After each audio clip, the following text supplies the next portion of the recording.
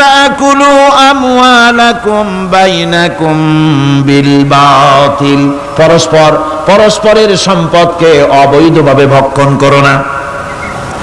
সম্মানের নিরাপত্তা হচ্ছে ইসলামী সমাজ চালু হয়ে গেলে আল্লাহ রাব্বুল আলামিন সম্মানের নিরাপত্তা দিবেন প্রত্যেক নাগরিকের।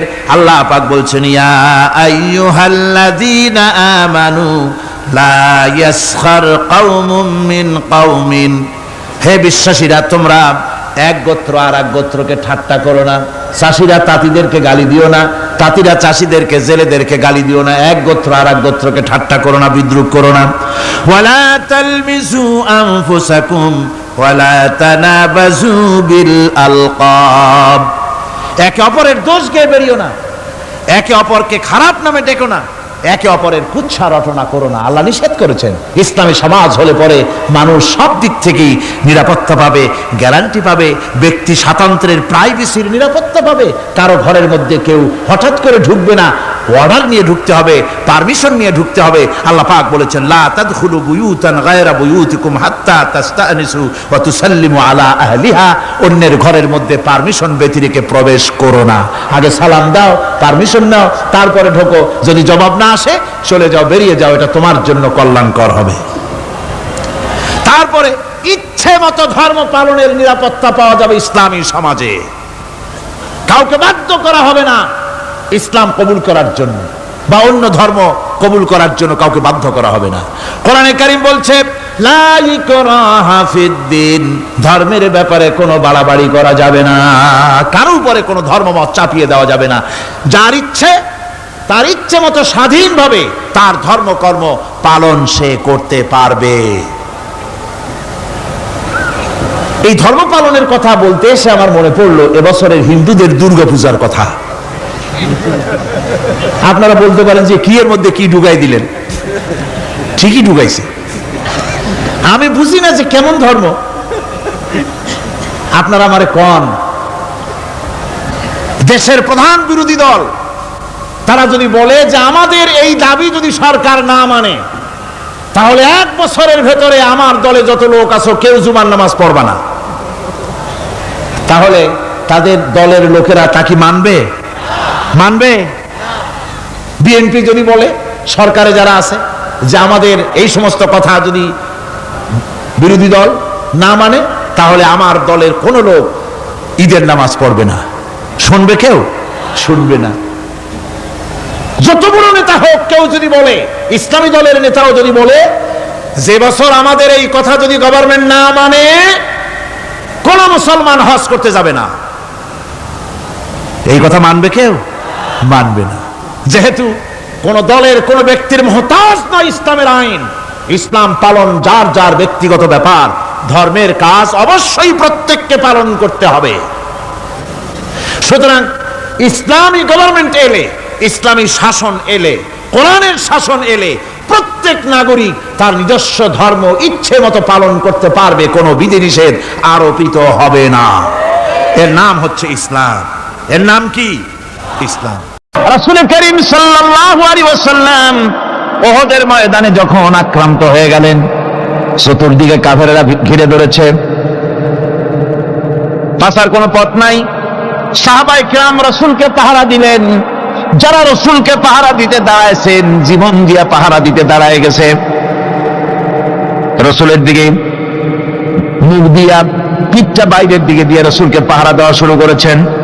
হুজুরকে পাহারা দিতে যারা দাঁড়িয়েছিলেন, কাফের কর্তৃক নিক্ষিপ্ত কি তীরগুলি এসে যখন বিঁধতেছিল, শুধু একজন সাহাবী হযরত তালহার পিঠের ভিতরে রাসূলকে হেফাজতের জন্য 80টা তীর একজনের পিঠের মধ্যে দিয়ে তুলেছে।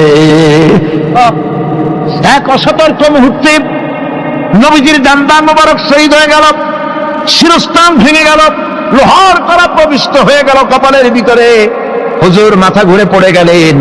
হযরত আবু উবাইদা রাদিয়াল্লাহু তাআলা আনহু হুজুরের মস্তক মোবারককে করে করে নিয়ে তারপরে বহু কষ্ট করে মাথা থেকে লোহার কড়া বের করলেন। এবার ওই কড়ার ছিদ্র দিয়ে রক্ত আসতেছে, মুখ দিয়ে রক্ত পড়তেছে, দাড়ি ভিজে যাচ্ছে। বুখারী শরীফে এসেছে, আল্লাহর নবী 2খানা হাত নিজের চেহারার উপরে মলে আনে, টাটকা রক্ত চোখের সামনে দেখে বলছেন, আহারে এই কওমের ফালাক কি করে হবে, এই কওমের মুক্তি কি করে হবে, এই কওমের নাজাত কি করে হবে, যে কওম তার নবীর চেহারা রক্ত দিয়ে আল্লাহ বানাইয়া দিল। নবীজি বললেন, আল্লাহুম্মা গফিরলি কওমি ফাইন্নাহুম লা ইয়ালামুন, আয় আল্লাহ পাক আমার এই কওম বুঝতে পারে না, ওদেরকে মাফ করে দাও। খবর ছড়িয়ে গেল নবীজি শহীদ হয়ে গিয়েছেন। খবর ছড়িয়ে গেল চতুর্দিকে, মদিনায় খবর ছড়িয়ে গেল, মানুষ পাগলের মতো দৌড়ানো শুরু করে দিল। এক মেয়ে লোক দৌড়াচ্ছে উহুদের দিকে, কয়েকজন সাহাবীর সঙ্গে দেখা, তারা জিজ্ঞেস করলেন, দৌড়াও কেন মহিলা, যাও কই? কয় উহুদের দিকে যেতেছি। কয় যায় তো কোনো লাভ নাই, যেহেতু তোমার যে স্বামী এসেছিলেন জিহাদের ময়দানে তিনি তো শহীদ হয়ে গেছেন। মহিলা বলতেছে, কে শহীদ হয়েছে শুনতে চাই না, আগে বলো নবীজি কেমন আছে। আবার কিছুক্ষণ পর আর কয়েকজনের সঙ্গে দেখা, তারা বলছে, মেয়ে লোক দৌড়াও কই? যাচ্ছি উহুদের দিকে। তারা বলছেন যে কোনো লাভ নাই, তোমার যে দুইটা কলিজার টুকরা সন্তান উহুদে এসেছিল দুটোই শহীদ হয়ে গেছে। মা বলতেছে, ও সাহাবী কে শহীদ হয়েছে শুনতে চাই না, তাড়াতাড়ি করে বলো আল্লাহর নবী মুহাম্মদুর রাসূলুল্লাহ সাল্লাল্লাহু আলাইহি ওয়াসাল্লাম কেমন আছেন।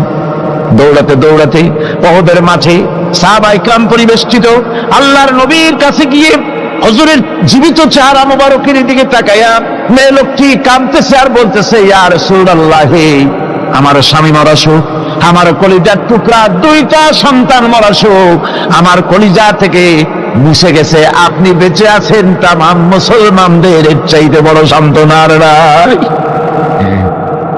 ভাইরা আমার, রাসূল করিম সাল্লাল্লাহু আলাইহি ওয়াসাল্লাম এভাবে করে ধৈর্যের পরিচয় দিয়েছেন, গালাগালি দেন নাই, রাগ করেন নাই, বদদোয়া করেন নাই। সুবহানাল্লাহ কোন সুবহানাল্লাহ। ভাইরা আমার, এই সবর এমন মহান বৈশিষ্ট্য, এর মধ্যে রয়েছে জিহাদের ময়দানে যদি লোক কম হয় আর যদি তাদের মধ্যে সবর থাকে, বেশি সংখ্যক লোকের উপরে আল্লাহ পাক সবরকারীদেরকে বিজয়ী করে দিবেন। কোরআনে কারীমে রব্বুল আলামিন বলেন, কাম মিন ফিয়াতিন কালিলাতিন গালাবাত ফিআতান কাসীরাতান বিইذনিল্লাহ ওয়াল্লাহু মা'আস সাবিরিন। এবং ঘটনার বহু নজির আছে যে কম সংখ্যক লোকেদের উপরে আল্লাহ পাক, বেশি সংখ্যক লোকেদের উপর আল্লাহ পাক কম সংখ্যক লোকদেরকে জয়ী করে দিয়েছেন। ওয়াল্লাহু মা'আস সাবিরিন, আর আল্লাহ আছে ধৈর্যশালীদের সাথে। আল্লাহ আছে কাদের সাথে? দেখেন না বদরের কামটা, বদরের ময়দান, 313 জন মুসলমান, অস্ত্রপাতি নাই, সামান্য সামান্য অস্ত্র, আর কাফেরেরা এসছে হাজারেরও বেশি। আমার বন্ধুগণ, ধৈর্যের কত বড় কাম দিল, ধৈর্য ধারণ করেছেন তারা, আল্লাহর উপরে ভরসা করেছেন। আল্লাহ রাব্বুল আলামিন অস্ত্রের কাজ কি দিয়া করায় দিলেন। একজন সাহাবী এসে বলছেন, হুজুর জিহাদের ময়দান, ইসলামের প্রথম জিহাদ, আমার কাছে তো অস্ত্র নাই, মেহেরবানি করে একটা অস্ত্র আমারে দেন, আমি লাফায় পড়ি জিহাদের মধ্যে। হুজুর বলেন, অস্ত্র তো আমার কাছে নাই, দিবটা কি? সাহাবী বলছেন, হুজুর অস্ত্র না থাকে যা পারেন তাই দেন, আপনার হাত দিয়ে যা দিবেন আমি দাঁড়ায় থাকতে পারবো না, জিহাদে আমাকে শরীক হতেই হবে। নবীজি কাছে পেলেন একখানা শুকনা খেজুরের ডালখানা তুলে সাহাবীর হাতে তুলে দিলেন। সাহাবী বলেন, রাসূলের হাতের দেওয়া শুকনা খেজুরের ডালটা নিয়ে আমি যখন কাফেরদের ভিড়ের মধ্যে ঝাঁপায় পড়ে যখন শুকনা খেজুরের ডাল দিয়ে আঘাত দিলাম, তখন ধারালো তরবারে দিয়ে আঘাত করলে যে কাম হয়, শুকনা খেজুরের ডালের আঘাতে কাফের দ্বিখণ্ডিত হয়ে জমিনে পড়ে গেল। ভাইরা আমার, আল্লাহ রাব্বুল আলামিন সবর যারা করে, সংখ্যা যদি কম হয় আল্লাহ পাক তাদেরকে বিজয়ী করে দেবেন, এই ওয়াদা আল্লাহ রাব্বুল আলামিন করেছেন। এই সবরের গুণ ছাড়া জান্নাতেও প্রবেশ করা যাবে না, সবর যদি না থাকে বেহেশতে যাওয়া যাবে না। ভালো করে মনে রাখেন, আল্লাহ পাক বলছেন, আম্মা হাসিবতুম আন তাদখুলুল জান্নাতা ওয়া লাম্মা ইয়া'লামিল্লাহুল্লাযীনা জাহাদু মিনকুম ওয়া ইয়া'লামাস সাবিরিন। তোমরা কি মনে করেছো এমনি বেহেশতে চলে যাবা? এটা কি মামু বাড়ির আবদার নাকি? এমনি বেহেশতে চলে যাবা? অথচ আল্লাহ রাব্বুল আলামিন এখনো দেখেন নেননি যে তোমাদের মধ্যে কারা জিহাদ করতে প্রস্তুত, কারা তোমাদের মধ্যে জিহাদ করে জান দেওয়ার জন্য প্রস্তুত, আর কারা ধৈর্যধারী, এটা তো আল্লাহ এখনো দেখে নেন নাই। সুতরাং যা হক এবং বাতিলের সংগ্রামে লিপ্ত হতে হবে। আল্লাহ দেখতে চান কারা জীবন দিতে চায়। সুতরাং ইসলামী আন্দোলনে যারা শরীক হবে তাদের বিপদ এবং মুসিবত দিয়ে আল্লাহ রাব্বুল আলামিন তাদের সাহসিকতা এবং ধৈর্যের পরীক্ষা নেবেন। কোরআনে কারীম বলছে, وَلَنَبْلُوَنَّكُمْ حَتَّى نَعْلَمَ الْمُجَاهِدِينَ مِنكُمْ وَالصَّابِرِينَ وَنَبْلُوَ أَخْبَارَكُمْ। অবশ্যই আমি তোমাদেরকে পরীক্ষার সম্মুখীন করব, আর তোমাদের মধ্যে সত্যিকার মুজাহিদ, দৃঢ়তা অবলম্বনকারী কারা আমি তা দেখব। এটা যেন আমি দেখে নিতে পারি, সেই জন্য আমি বিপদ এবং মুসিবতের মধ্যে তোমাদের ফেলবো। ধৈর্যধারীদের উপরে আমার রহমত অবশ্যই থাকবে। খবর এমন এক সম্পদ যা ধারণ করলে পরে আল্লাহ রাব্বুল আলামিন রাষ্ট্রীয় ক্ষমতা দান করে দেন। কোন সুবহানাল্লাহ, জোরে কোন সুবহানাল্লাহ। ধৈর্য ধারণ করলে আল্লাহ রাষ্ট্রের মতো বিরাট নিয়ামত আল্লাহ হাতে তুলে দিবেন। তার প্রমাণ কোরআন শরীফে আল্লাহ বলছেন, বনি ইসরাঈলরা মিশর থেকে যখন বহিষ্কার হয়ে গেল, তাদের যখন পা রাখার কোনো জায়গা থাকলো না, বনি ইসরাঈলরা মিশর থেকে যখন বহিষ্কার হয়ে গেল, এরপরে আল্লাহ পাক তারা যখন ধৈর্য অবলম্বন করলো, আল্লাহ পাক তাদের ব্যাপারে বলছেন, ওয়া আওরাসনাল কওমাল্লাযীনা কানু ইস্তাদআফুনা মাশারিকাল আরদি ওয়া মাগারিবা আল্লাতী বারাকনা ফিহা। আর তাদের স্থলে আমি নির্যাতিত লোকদেরকে প্রতিষ্ঠিত করলাম। পশ্চিম এবং উত্তরের তাদেরকে আমি পশ্চিম এবং পশ্চিম এবং পূর্বের উত্তরাধিকারী তাদেরকে বানায় দিলাম। বিরাট এলাকা তাদের হাতে আমি তুলে দিলাম। ওয়া তাম্মাত কালিমাতু রাব্বিকাল হুসনা আলা বানি ইসরাঈলা বিমা সাবারু। আর এভাবে করে আল্লাহ পাক তার কথাকে পূর্ণ করলেন বনি ইসরাঈলদের উপরে সবর ইখতিয়ার করার জন্য। ধৈর্য ধরার কারণে আল্লাহ পাক রাষ্ট্রের মালিক তাদের বানায় দিলেন। যেরকম সুবহানাল্লাহ। সবর যদি করা হয় তো, যুদ্ধ যদি বাদে, যদি জাহাজ শুরু হয়ে যায়, আল্লাহ পাক বলেছেন ফেরেশতা দিয়ে সাহায্য করবে। যদি সবর থাকে, তোমাদের সবর থাকলে আল্লাহ কি দিয়ে সাহায্য করবেন? ফেরেশতা। কোরআনে কারীম বলছে, বালা ইন তাসবিরু ওয়া তাত্তাকু ওয়া ইয়াতুকুম মিন ফাওরিহিম হাদা ইউমদিদুকুম রাব্বুকুম বিখামসাতি আলাফিম মিনাল মালাইকাতি মুসাউমিমিন। হ্যাঁ, তোমরা যদি ধৈর্য অবলম্বন করো আর আল্লাহকে ভয় করে চলো, তাহলে এক্ষুনি আল্লাহ রাব্বুল আলামিন তোমাদের জন্য কাতারে কাতারে শৃঙ্খলাবদ্ধ ৫,০০০ ফেরেশতা দিয়ে তোমাদেরকে সাহায্য করবেন। সুবহানাল্লাহ। তোমাদেরকে ফেরেশতা দিয়ে সাহায্য করা হবে। তোমরা যদি সবর ইখতিয়ার করো, তাহলে সংখ্যা যদি কম হয়, বেশি সংখ্যার উপরে জয়ী করে দেব। ইয়াকুম মিনকুম ২০ সাবিরুনা ইয়াগলিবু মিয়াতাইন। যদি তোমাদের ভিতরে ধৈর্যশীল ২০ জন হয়, আমি ২০০ কাফেরের বিরুদ্ধে তোমাদেরকে জয়ী করে দেব। সুবহানাল্লাহ। তোমরা যদি হও ধৈর্যশীল ২০ জন, ২০০ কাফেরের উপরে তোমরা জয়যুক্ত হয়ে যাবে। আর বিপদ আর মুসিবতে যারা ধৈর্য ধরে, তাদের জন্য আল্লাহর পক্ষ থেকে সুসংবাদ। সুসংবাদ কাদের জন্য? ধৈর্যধারীদের জন্য। কোরআনে কারীম বলছে, ওয়াবাশশিরিস সাবিরিনাল্লাযীনা ইযা আসাবাতহুম মুসিবাতুন ক্বালু ইন্না লিল্লাহি ওয়া ইন্না ইলাইহি রাজিউন। সুসংবাদ সেই সব ধৈর্যশালীদের জন্য যারা নাকি বিপদ এবং মুসিবতে আসলে যারা বলে, কি বলে? পড়েন আমার সাথে, ইন্না লিল্লাহি ওয়া ইন্না ইলাইহি রাজিউন। এটা শুধু আমাদের লোকেরা কেউ মরলে পড়ে, এটা শুধু মরার সময় নয়, বরং যে কোনো বিপদ আর মুসিবত এলে মুমিন বান্দা যারা, তারা কি পড়বে? ইন্না লিল্লাহি ওয়া ইন্না ইলাইহি রাজিউন। নিশ্চয়ই নিশ্চয়ই আমরা আল্লাহর জন্য এবং আমাদের সকলকেই আল্লাহর কাছে ফিরে যেতে হবে, প্রত্যাবর্তিত হতে হবে। সবরকারীদের জন্য রয়েছে জান্নাতের সুউচ্চ সম্মানের জায়গা। জান্নাতে সবচেয়ে সম্মানজনক জায়গা আল্লাহ রাব্বুল আলামিন ধৈর্যশালীদেরকে দান করবেন। কোরআনে কারীম বলছেন, উলাইকা ইউজজাউনাল গুরফাতা বিমা সাবারু ওয়া ইউলাক্কাউনা ফিহা তাহিয়াতাও ওয়া সালামা। এরা হলো সেই সব লোক যাদেরকে প্রদান করা হবে বেহেশতের সুউচ্চ মঞ্জিল, কারণ তারা সবর ইখতিয়ার করেছিল, তারা সবর করছিল, এই জন্য বেহেশতের সবচাইতে ভালো জায়গা তাদের দেওয়া হবে। কোন আলহামদুলিল্লাহ, জোরে কোন আলহামদুলিল্লাহ। এবং জান্নাতে সবরকারীদেরকে সম্বর্ধনা দেওয়া হবে, সম্বর্ধনা দেওয়া হবে। খালিদিনা ফিহা হাসনাত মুস্তাকাররান ওয়া মুকামা। চিরদিন তারা জান্নাতের ভেতরে বসবাস করবে এবং কতই না সুন্দর, কতই না উত্তম জায়গা সবরকারীদের জন্য আল্লাহ বেহেশতের মধ্যে রেখে যাবেন। জান্নাতে প্রবেশ করার সাথে সাথে চতুর্দিক থেকে ফেরেশতারা ছুটে আসবে সবরকারীদের জন্য। ওয়াল মালাইকাতু ইয়াদখুলুনা আলাইহিম মিন কুল্লি বাব।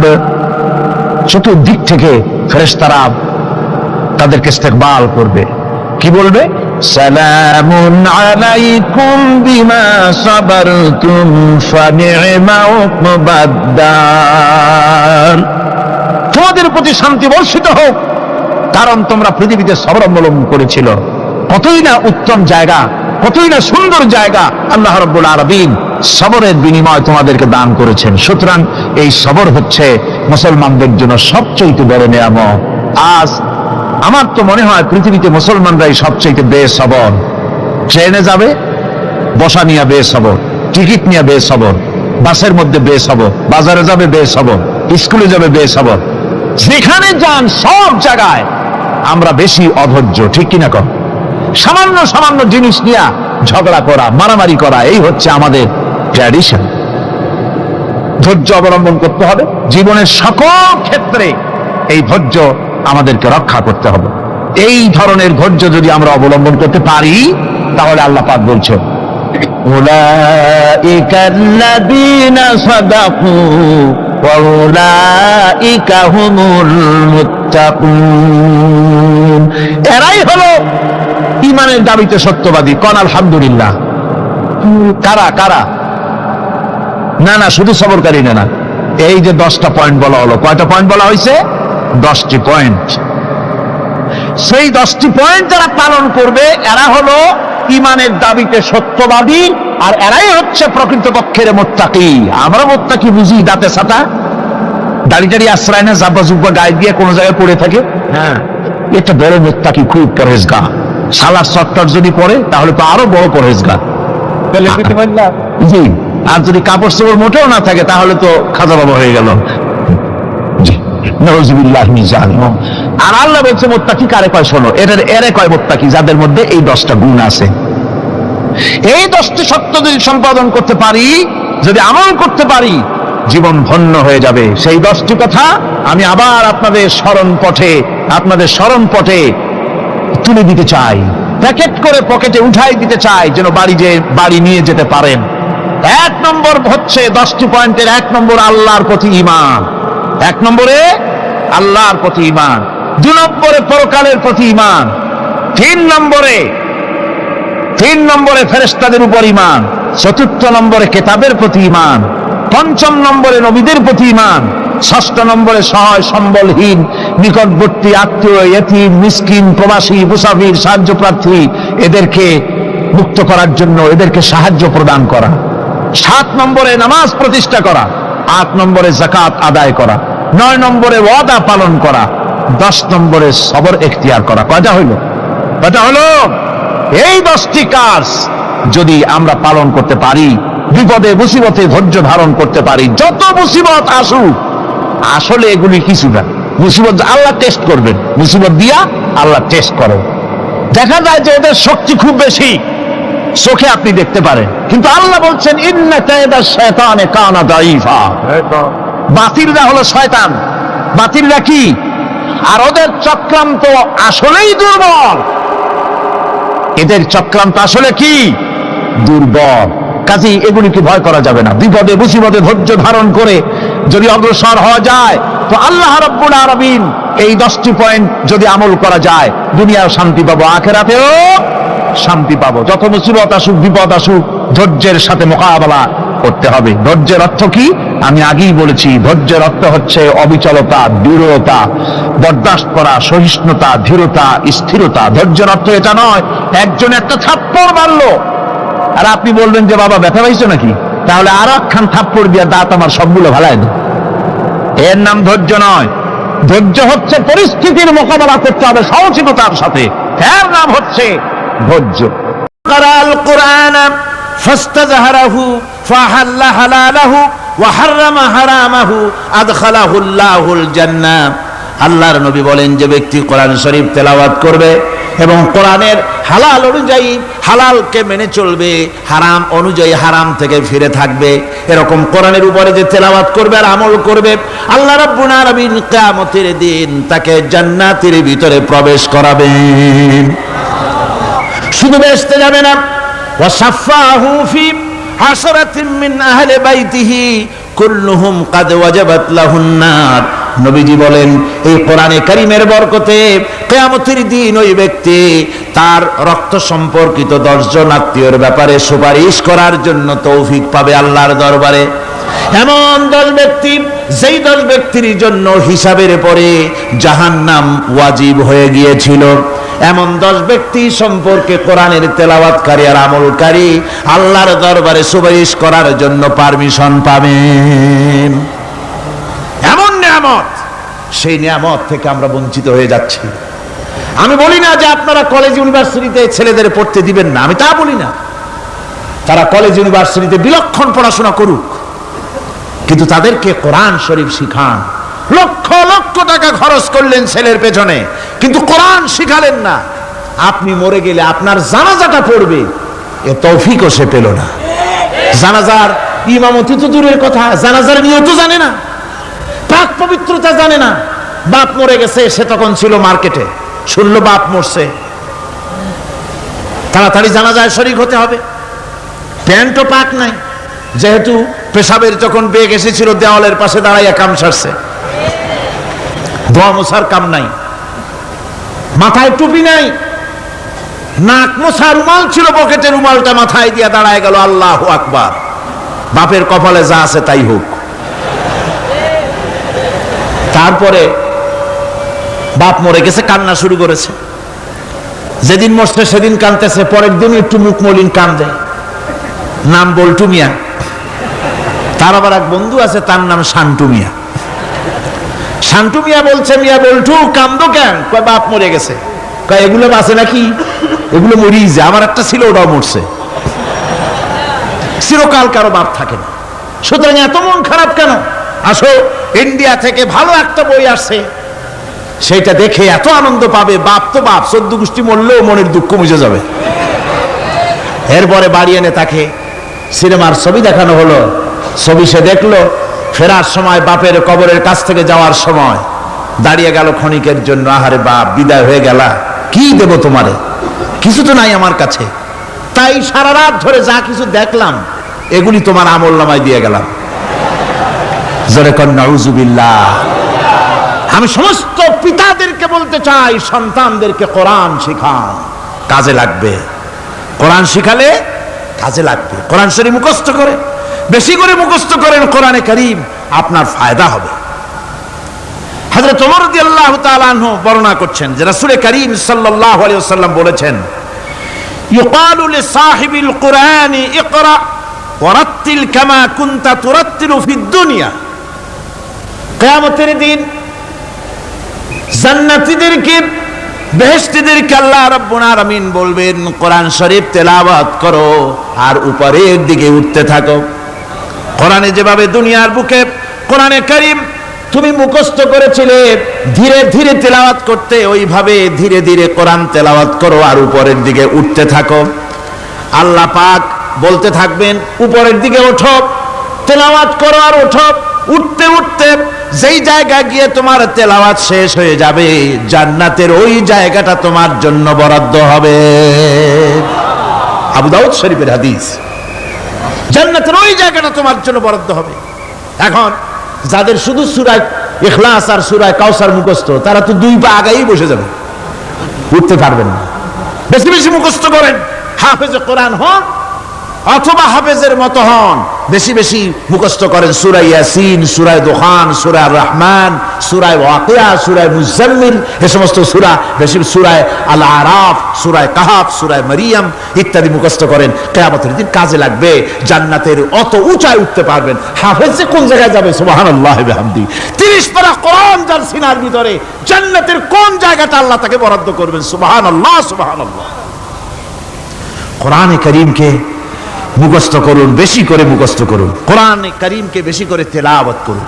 এই কোরআনে কারীমকে যারা বেশি করে তেলাওয়াত করবে, তেলাওয়াত করতে গিয়ে যারা আল্লাহর কাছে কিছু চাওয়ার সময় পাবে না, তাদের সম্পর্কে রাসূল করিম সাল্লাল্লাহু আলাইহি ওয়াসাল্লাম বলেছেন হাদিসে কুদসি। হাদিসে কুদসি রাসূল করিম সাল্লাল্লাহু আলাইহি ওয়াসাল্লাম বলেছেন, ইয়াকুলু রব তাবারাক ওয়া তাআলা মান শাগালাহুল কুরআন আন যিকরি মাসআলাতি আতাইতুহু আফজালা মা উতিয়া সাইলিন।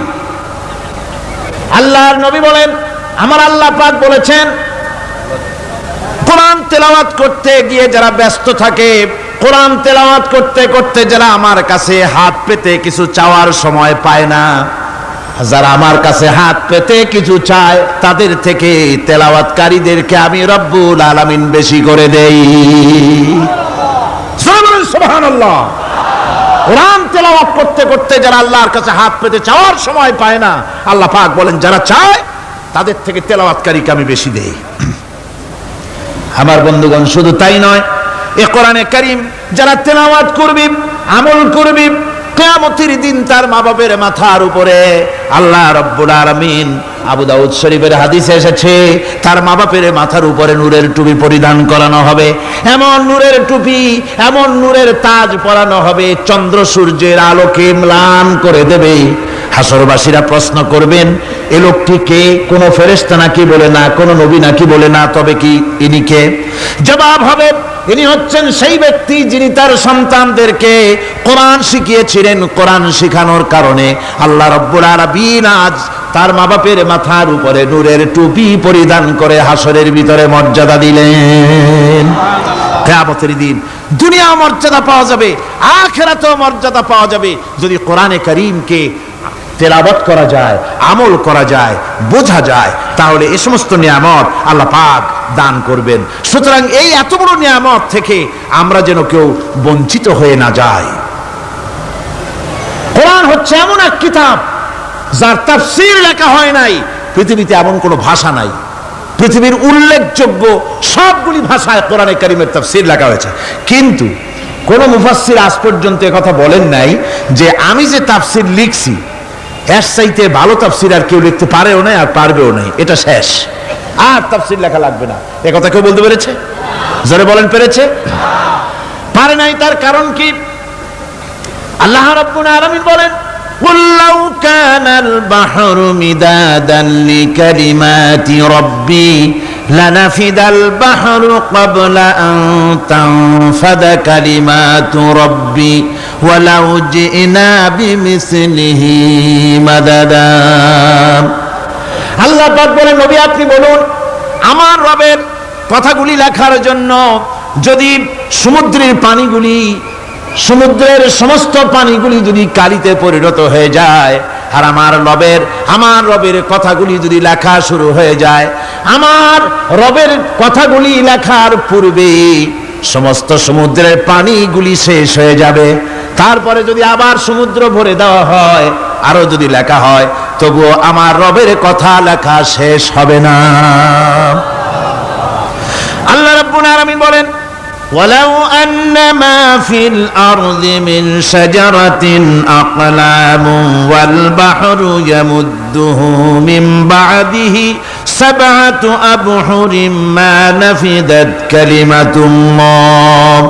আল্লাহ রাব্বুল আলামিন বলেন মা নাফিদাত কালিমাতুল্লাহ, আল্লাহ পাক বলেন 7টা সমুদ্রের পানি যদি একত্রিত করা হয়, 7টা সমুদ্রের পানি যদি এক জায়গায় করা হয়, এই পানিগুলি যদি কালিতে পরিণত হয়ে যায়, আর পৃথিবীর সমস্ত গাছগুলি যদি কলমে পরিণত হয়ে যায়, ওই গাছগুলি দিয়ে যদি ওই পানি রূপ কালি দিয়ে আমার প্রভুর কথা আল্লাহ রাব্বুল আলামিনের কোরআনের কথা যদি লেখা শুরু হয়ে যায়, লিখতে লিখতে সমস্ত পানিগুলি গাছগুলি শেষ হয়ে যাবে, আল্লাহ পাকের কালামের ব্যাখ্যা লেখা শেষ হবে না। মা নাফিদাত কালিমাতুল্লাহ, আল্লাহর কথা লেখা শেষ হবে না। এত বড় বিরাট আজিম কিতাব আল্লাহ পাক আমাদেরকে দান করেছেন, সুবহানাল্লাহ পড়েন। এই কিতাবের এত বড় গুরুভার আল্লাহ রাব্বুল আলামিন বলেছেন লাউ আনজালনা হাযাল কুরআনা আলা জাবালিন লারাআইতাহু খাশিআম মুতাসাদ্দিআম মিন খাশিয়াতিল্লাহ। আমি যদি এই কোরআনকে পর্বতের উপরে নাজিল করতাম, তাহলে তুমি দেখতে পেতে আমার ভয় ভীত সন্ত্রস্ত হয়ে পাহাড়গুলো চূর্ণ বিচূর্ণ হয়ে যেত। এত বড় আসিম কিতাব আমি তোমাদেরকে দান করেছি, যার গুরুভার বহন করতে কেউ রাজি হয়নি, পাহাড় পর্বত কেউ রাজি হয়নি, মানুষ রাজি হয়েছে। এই মানুষের উপরে আমি এটা অবতীর্ণ করেছি, গোটা বিশ্ববাসীর সামনে এই কিতাব আমি দিয়েছি তোমাদেরকে, এর দ্বারা হেদায়েত তোমরা গ্রহণ করবে। কিয়ামতের দিন আল্লাহর এই বিরাট নিয়ামত আমাদেরকে দান করলেন, আমরা এই নিয়ামতের নাশকর করেছি, অর্থাৎ এই কোরআনকে আমরা ব্যবহার করেছি সঠিকভাবে করি নাই, বেঠিকভাবে করেছি। প্রথম দিন দ্বিতীয় দিন আমি বলেছি কোরআন শরীফকে শুধু তাবিজ তুমারের জন্য, শুধু সওয়াবের জন্য তেলাওয়াত করেছি। আসলে শুধু সওয়াবের জন্য তো আসেনি কোরআন। কোরআন বুঝতে হবে, আমল করতে হবে, তবে না শান্তি পাবো। আপনি যদি কোরআন হচ্ছে মানুষের জীবন সমস্যার সমাধানের গ্রন্থ, ওষুধ খেলে রোগ ভালো হয়। ওষুধ খেলে কি হয়? কেউ যদি সকাল বেলায় তসবিহ হাতে নিয়ে 500 বার পরে ওষুধ ওষুধ ওষুধ 500 বার পড়লে রোগ কি ভালো হবে? বরং রোগ আরো বাড়তে পারে চিল্লাইতে চিল্লাইতে। শীতের জন্য লেপ গায়ে যায় না দিয়া কেউ যদি চিল্লাইতে থাকে, জিকির করে লেপ্ত শোক লেপ্ত শোক লেপ্ত শোক, শীত কি বন্ধ হবে নাকি? পানির পিপাসায় ছটফট করে মানুষ যদি চিল্লায় পানি পানি পানি পানি পানি, পানির পিপাসা আরো বাড়বে। তাহলে কি বোঝা গেল? পিপাসা লাগলে পানি পান করতে হবে, শীত লাগলে কম্বলটা গায়ে দিতে হবে, রোগ হলে ওষুধটা খেতে হবে, তাহলে সব সমস্যার সমাধান হবে। অনুরূপভাবে আমরা শুধু কোরআনে কারীমকে তেলাওয়াত করি সওয়াবের নিয়তে, তার হুকুমগুলি জীবনের উপরে আমল করি না বলে আজকের জীবন আমাদের বিপর্যস্ত হয়েছে। ব্যক্তিতে, পরিবারে, রাষ্ট্রে শান্তি নাই, কোথাও শান্তি নাই এই কারণে। আর কিয়ামতের দিন রাসূল আসামি করবেন তাদেরকে যারা কোরআন অমান্য করেছে। রাসূল হবেন বাদী। বাদী হবেন কে? যারা বলেন কে বাদী হবেন? রাসূল। আসামি হবে কারা? যারা কোরআন ছেড়ে দিয়েছে। আল্লাহ রাব্বুল আলামিন বলেন وقال الرسول يا رب إن قومي اتخذوا هذا القرآن مهجورا।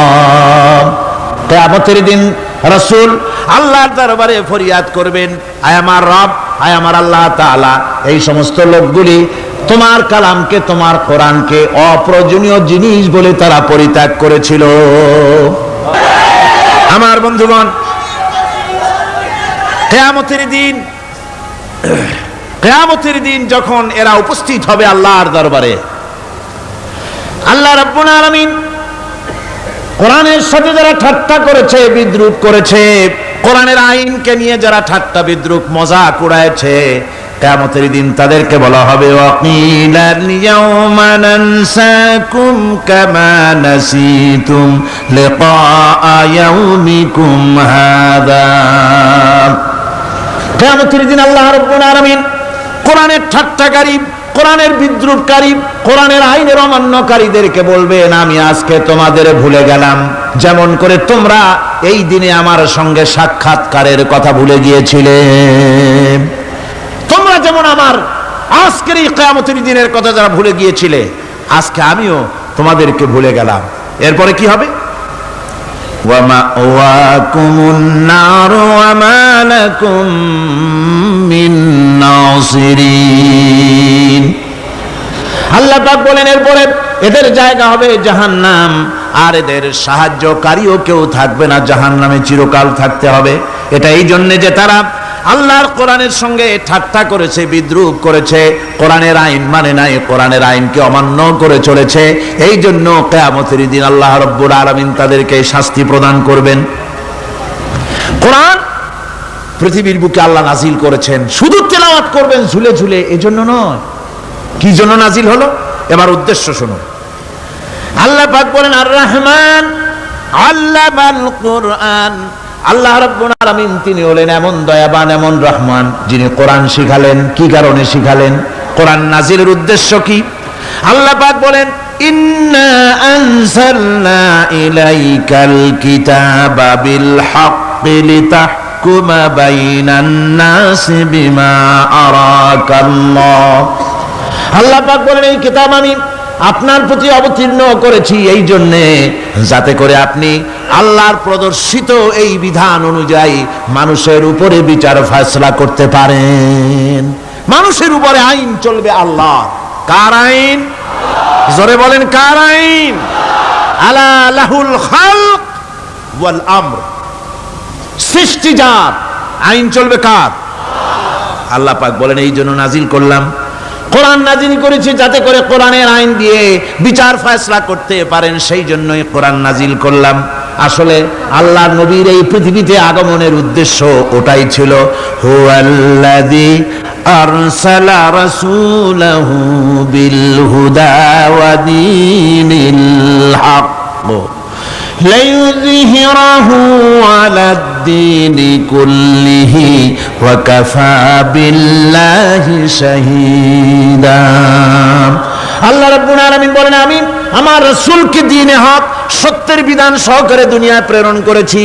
লিইয়ুযহিরাহু আলাদ-দীনি কুল্লিহি আয় লিইয়ুগলিবাহু আলা সাইরিল আদিয়ান।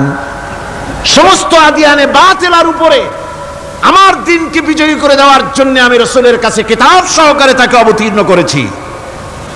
এ দায়িত্ব শুধু মুহাম্মদ সাল্লাল্লাহু আলাইহি ওয়াসাল্লামের ছিল না, দুনিয়ার উপরে আল্লাহর দিন কায়েম করা, আল্লাহর বিধান অনুযায়ী মানুষের বিচার ফয়সালার দায়িত্ব শুধু মুহাম্মদ সাল্লাল্লাহু আলাইহি ওয়াসাল্লামের ছিল না, সমস্ত নবীদের ছিল। কাদের ছিল?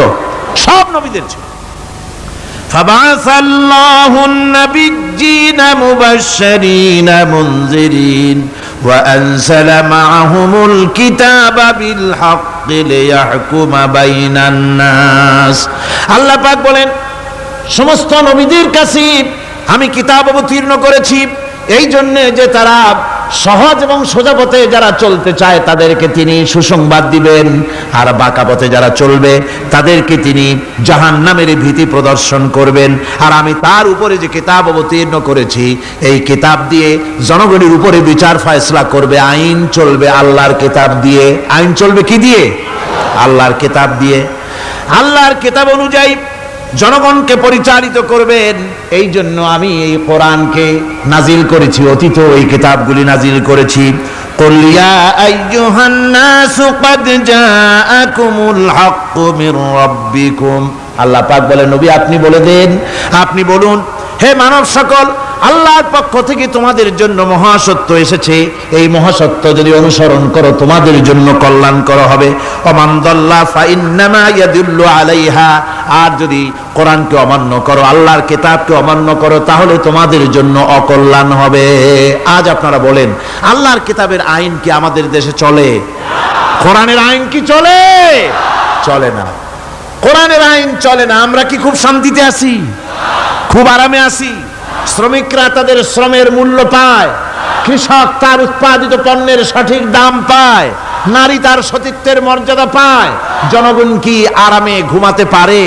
না, জনগণ রীতিমতো দুবেলা পেট পুরে সমস্ত জনগণ খেতে পারে।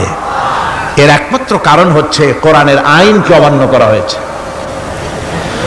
ভালো করে কান পেতে শুনুন, আল্লাহ রাব্বুল আলামিন কোরআনে কারীমের মধ্যে পরিষ্কার করে বলেছেন, ওয়া মান লাম ইয়াহকুম বিমা আনজালাল্লাহু ফাউলাইকা হুমুল কাফিরুন।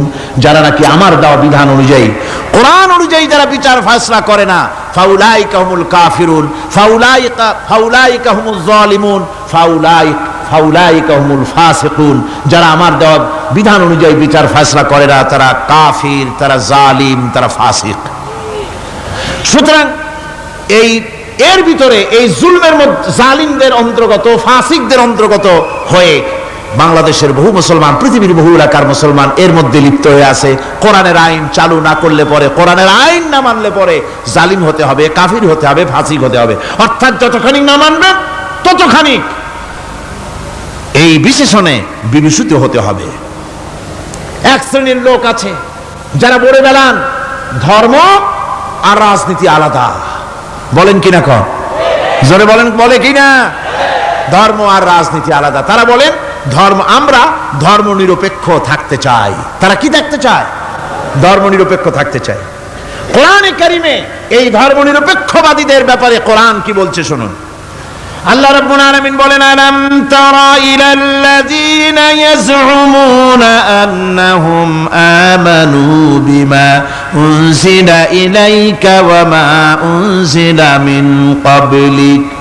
আল্লাহ পাক বলেন, হে নবী, তুমি কি সেই সব লোকদেরকে দেখেছ যারা দাবি তো করে যে আমরা আল্লাহর উপর ঈমান এনেছি আর এই কিতাবের উপর ঈমান এনেছি, এর পূর্বে যত কিতাব নাজিল হয়েছে সেসব কিতাবের উপরেও ঈমান এনেছি। ধর্মনিরপেক্ষবাদীরা তারা তো বলে না যে আল্লাহ মানি না, কোরআন মানি না, একথা বলে না, ওটা বলে না। কি বলে? সেই বলা কথাটাই আল্লাহ এখানে অনেক আগে বলে রেখেছেন। ওরা বলে যে আমরা অবশ্যই আল্লাহকে মানি, আল্লাহর কিতাব মানি, এর পূর্বে যত কিতাব নাজিল হয়েছে সেগুলোও মানি, তবে ইউরিদুনা আইয়াতাহাকামু ইলাত তাগুত, তারা চায় তাদের জীবনের সমস্ত সমাধান সমস্যার জন্য তাগুতের কাছে যেতে চায়। তাগুতকে, আল্লাহকে বাদ দিয়ে তারা যেতে চায় কোথায়? তাগুতের কাছে। জোরে বলেন, কিসের কাছে যেতে চায়? তাগুতের কাছে। তাগুত বলে কারে?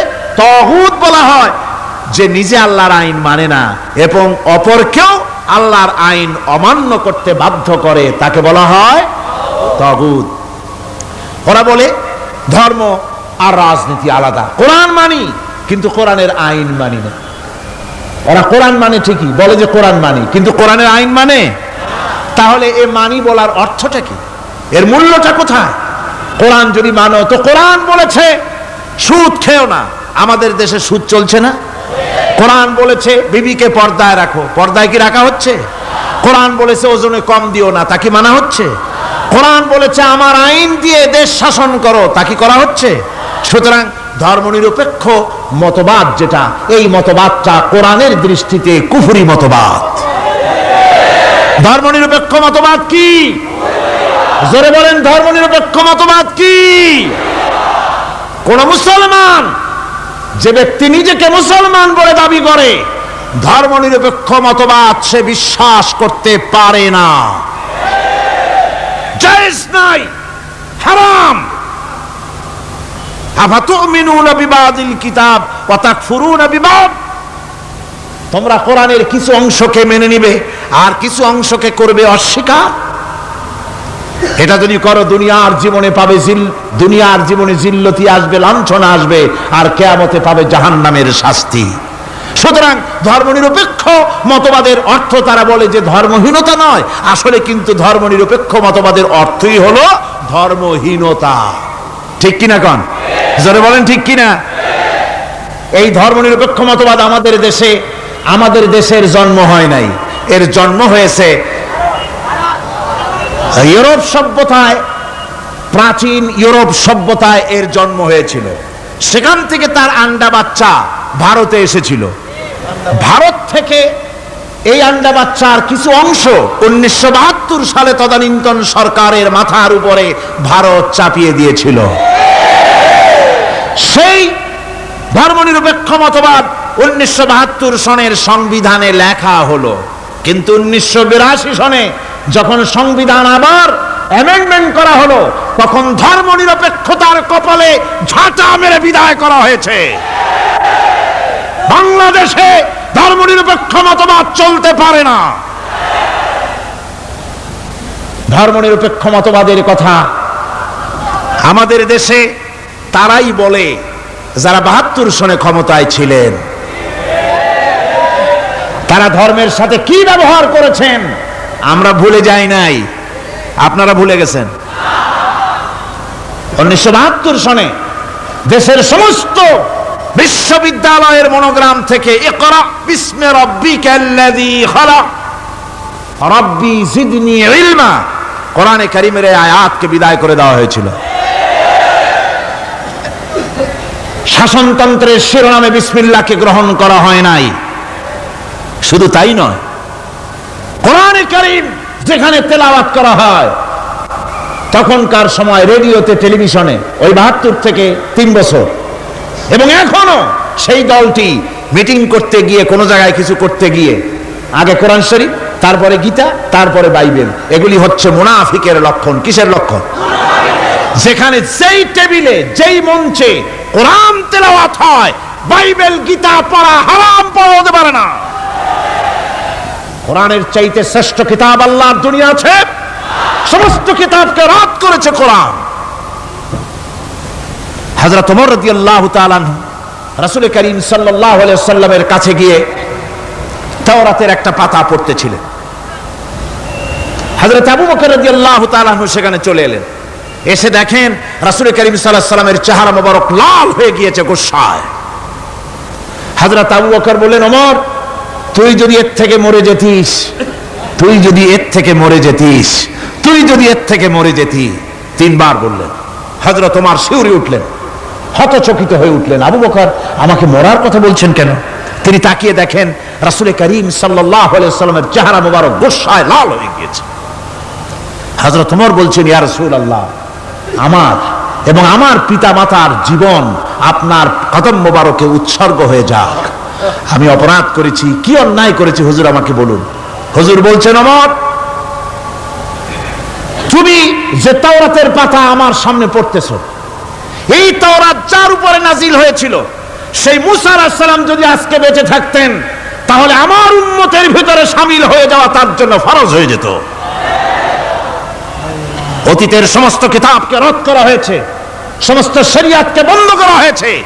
সুতরাং কোন মুসলমানের প্ল্যাটফর্মে যেখানে কোরআন তেলাওয়াত হয়, বেদ, বাইবেল, গীতা পড়া হারাম সেখানে। এই মুনাফিকরা তাও করে থাকে। আমার মুসলমান ভাইয়েরা, নজরুল ইসলাম কলেজের ইসলাম শব্দ বাদ দিয়ে নজরুল কলেজ করা হয়েছিল। সলিমুল্লাহ মুসলিম হলের মুসলিম শব্দ বাদ দিয়ে শুধু সলিমুল্লাহ হল করা হয়েছিল। তার মানে ধর্ম এদের কলিজায় আগুন জ্বালিয়ে দেয়। ইসলামের নাম বরদাস্ত হয় না, কোরআনের নাম বরদাস্ত হয় না। আর বরদাস্ত হয়নি বলেই আল্লাহ পাক তার ইন্তেকাম নিয়েছেন। আমার বক্তব্য হচ্ছে, কোরআনে কারীম পৃথিবীতে এসেছে শাসন করতে দুনিয়াকে। তার মধ্যে রয়েছে রাজনীতি, অর্থনীতি, সব কিছু। এই বিচার ফয়সালা কোরআন থেকে যারা গ্রহণ করে না, রাসূলকে যারা বিচারক মানে না, তাদের সম্পর্কে আল্লাহ পাক কি বলছেন শুনুন। ফালা ওয়া রাব্বিকা লা ইউমিনুনা হাত্তা ইউহাক্কিমুকা ফীমা শাজারা বাইনাহুম সুম্মা লা ইয়াজিদু ফী আনফুসিহিম হারাজাম মিম্মা কাদাইতা ওয়া ইউসাল্লিমু তাসলিমা।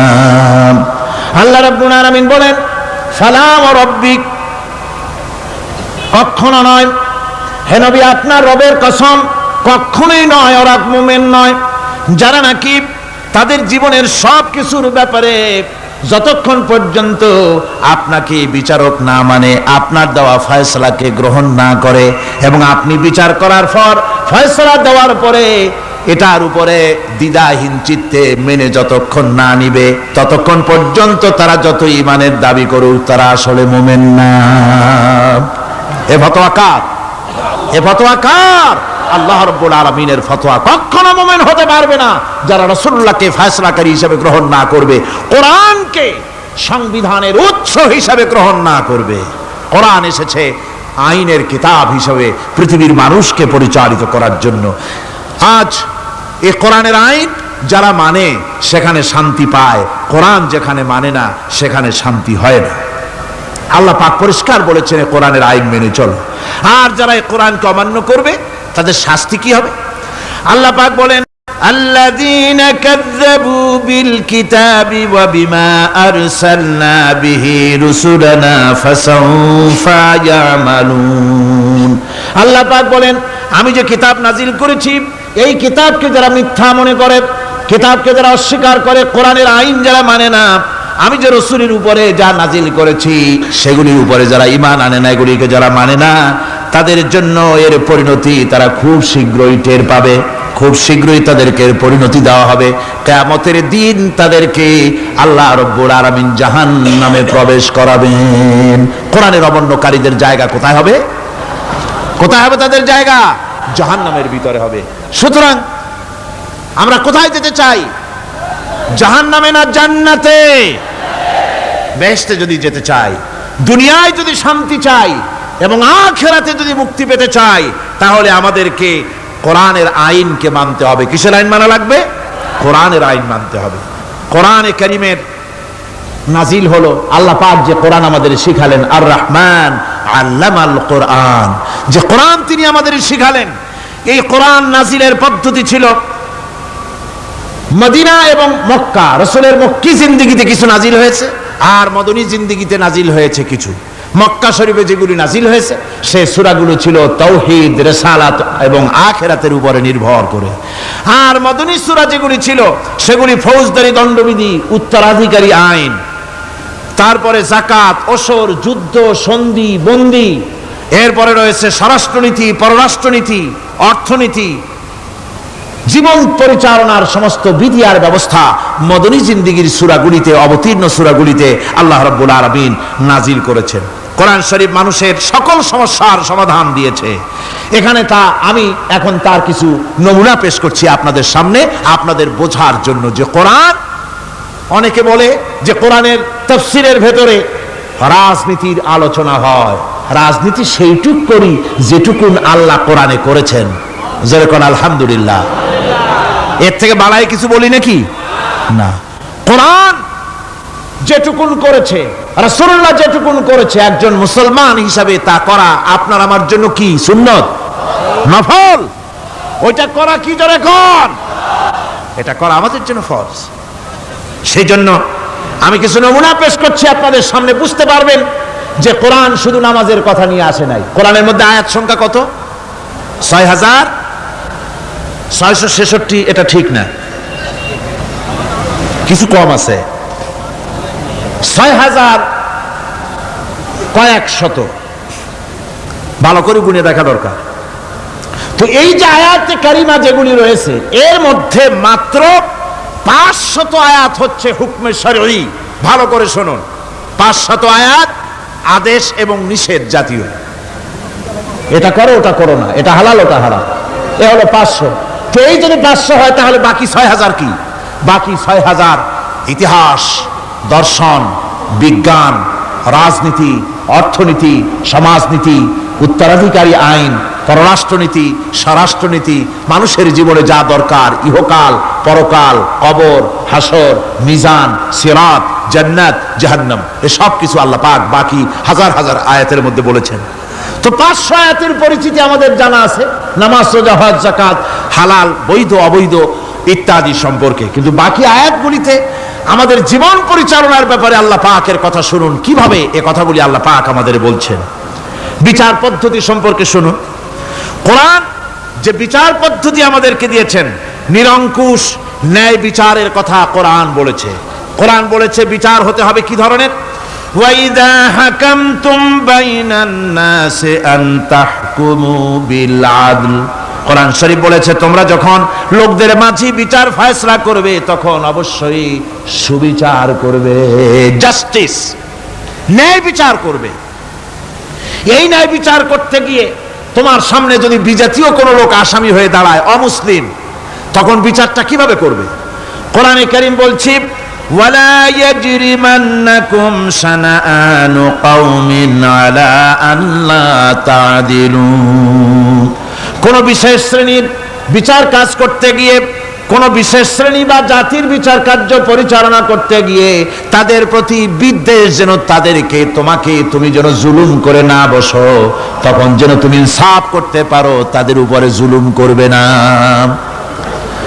সে যদি তোমার জাতের লোক না হয়, বিচার করতেছে তুমি বিচারক হিসাবে সঠিক বিচার করবে, বিচারের মানদণ্ডকে কখনো হেলাদোলা করবে না, ভালো সুবিচার করবে। এটা হচ্ছে কোরআনে কারীমের কথা।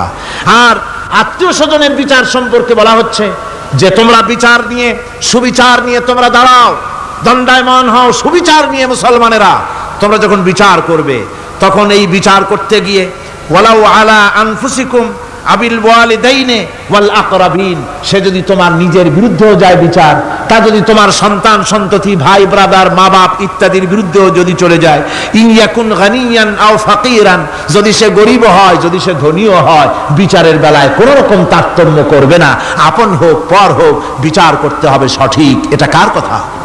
আল্লাহর। জোরে বলেন কার কথা? পৃথিবীর কোন ধর্মগ্রন্থে কথা বলেছে?